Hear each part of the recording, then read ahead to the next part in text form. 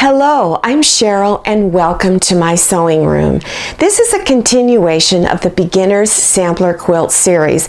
Now there are 12 blocks in all.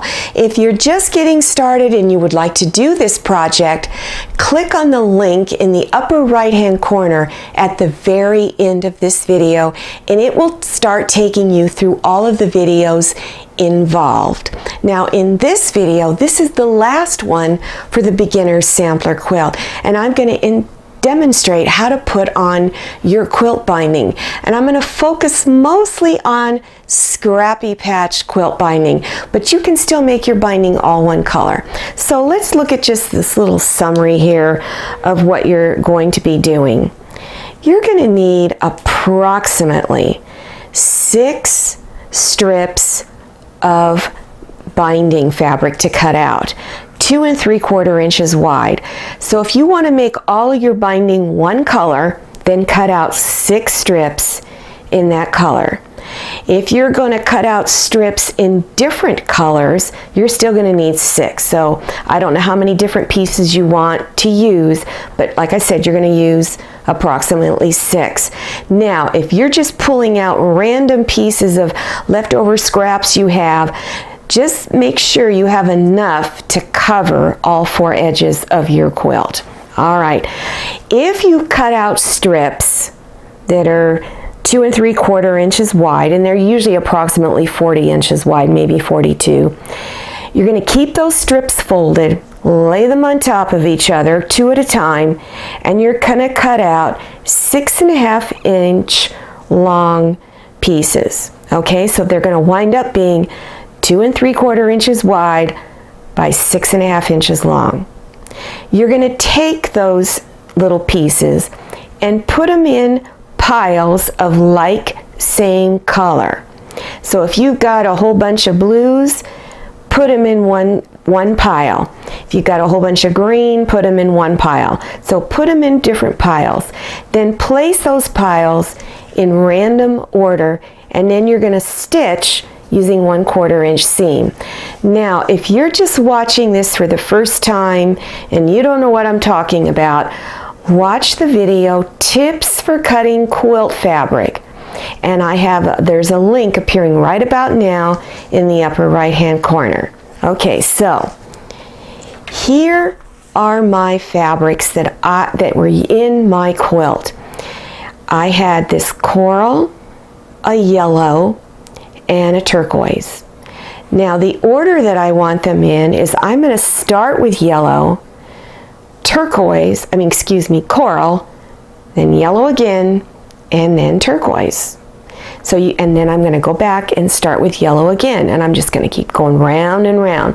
So I'm going to take one from my first 2 piles and stitch them together 1/4 inch. Then open it up, take one from the next pile, whatever it is, and stitch 1/4 inch. And then open it up, go to the next pile, stitch together. Then when you've gone through all your piles, go around back to the beginning, which was my yellow, and start again. And keep going round and round till you've got them all stitched together. Okay, once you've got them stitched together, take your long strip and you're going to press your seams open. And then after you've pressed all the seams open, fold your long strip in half and press again with your iron all the way down the full length. Now I'm going to set this aside and I'm going to bring out my quilt. Okay, now I've already trimmed some of the binding off. Okay, let me straighten this out. So what I recommend that you do is you take your long 24-inch ruler, and I'm going to place the 4 1/4 inch line on my ruler on this seam. Because remember, I showed you how to put on a 4.5 inch wide border in one of the previous videos. If you made your border wider, then of course you would have to adjust where you place your ruler. So I should have, after stitching it on, 4 1/4 width of fabric left. So I'm going to place that mark line there on that seam, straight out down the side there, and with your rotary cutter, cut the sides off. Now you're going to go around all 4 edges doing that. Okay, now let's move on. So now get your binding, and you're going to start on one side. It doesn't matter which side you start on. Start on one side. Okay, there we are. Now, you're going to take one end of your binding and place it somewhere in the middle on one side. And then begin pinning it down all the way along that side.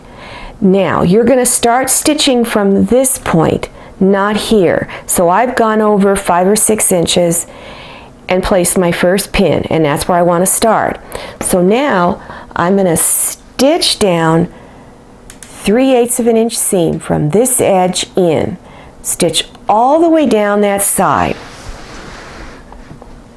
Now, once you get close to this corner, you want to stop 3/8 from this raw edge here, 3/8 of an inch. Leave your needle down, press her foot up, turn your quilt a little bit, and stitch right into that corner. It's 3 or 4 stitches. Then take it out of your machine. Take your binding and have it in alignment with this edge here. Place your finger or thumb there to hold it and fold it over. Now, take the folded edge of the binding and put it on the raw edge here, and you're going to line up the binding on this edge here. So, begin pinning it down and continue pinning all the way down to the next corner. And again, from the folded edge here and 3/8 of an inch from here, come in and begin stitching from this point all the way down that edge. Go all the way down to the next corner. And every time you come to a corner, leave your needle down, press your foot up, and stitch into that corner. So go ahead and stitch around to the last corner, okay? And then, let me get this out over here. Continue pinning it on the last side. So you're pinning it down, okay? And as you begin to approach where you started, you're going to overlap this end here, okay? And you're going to leave a 1/2 inch overlap past here, okay? And then you're going to cut the excess off. Then pull the binding ends out. Fold your quilt so that you can easily bring the ends together. Okay, now open the binding ends, unfold them, and you're going to bring the 2 ends together with top side, front side together, okay? And then pin your ends together and stitch 1/4 inch along there. Then finger press this seam open, okay? Then unfold your quilt and fold your binding back down. Remember, these 2 ends are now stitched together. Finish pinning it down all the way across. Then start at that corner that way and stitch all the way down this side to where you get to where you started, okay? And then turn your quilt over and you're going to start folding the edges over. Now, one of the problems that I have with this is that one of my hands is very weak. It's not very functional, so I have a hard time folding it over. So what helps me, and might help some of you, is to go to the ironing board and press the top side of this binding. It's very, very helpful to me, so some of you also might find it helpful. So now you've got it. Let me get this turned over. All right, so now you want to start pinning your binding down on the back. So you're going to take this folded edge and bring it past the stitch line.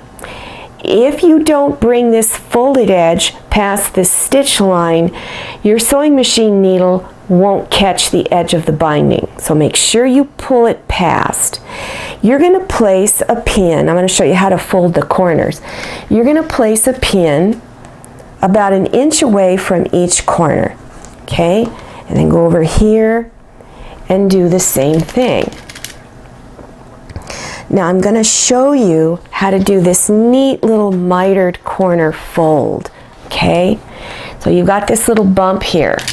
Take a straight pin. I'm going to turn it a little bit more because I don't think the camera can see me. Hold on a second. There we go. All right, so now take your straight pin, press down and in, fold over, and pin. See how easy that was? And you have this nice little fold. I'm going to do it one more time. Got this bump.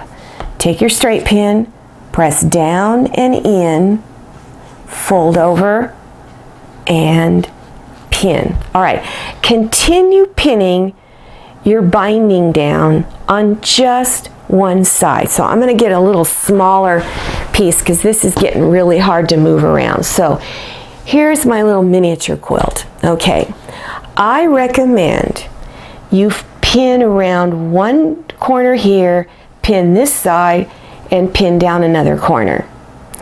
Then you're going to turn it over on the top and do stitch in the ditch. So go back and forth a few times. And remember, the ditch is where the binding and the fabric quilt fabric meet. Right here. You're going to stitch in that little ditch right there. So stitch down to this corner, stitch back and forth a few times to tie it off. Take it out of your machine and then pin down the next side. The reason why you want to just do one side at a time on this big quilt is because if you try to pin all 4 sides down, you're going to get pins caught on everything as you're trying to sew. So it's easier to handle if you just pin one side down at a time. So when you got one side stitched, go and pin down the next side and stitch it, and continue going all the way around your quilt. Okay? Well, I hope that that was helpful to you. Now, this is not the end of my videos. There's lots more goodies to come. So to keep informed on all my future videos, click on my subscribe buttons. There's one down there in the lower right hand corner. It's red. It says subscribe. In the upper left hand corner is a round picture of my face. Click on that. That appears towards the end of the video. Once you click on that, YouTube will prompt you for your email address. Enter that information, and the next time I have a new video, YouTube sends you a brief email with a big button in the center. Click on it, and it takes you directly to my latest video. I'm Cheryl, and I'm so glad you came to my sewing room. I'll see you next time, and happy sewing.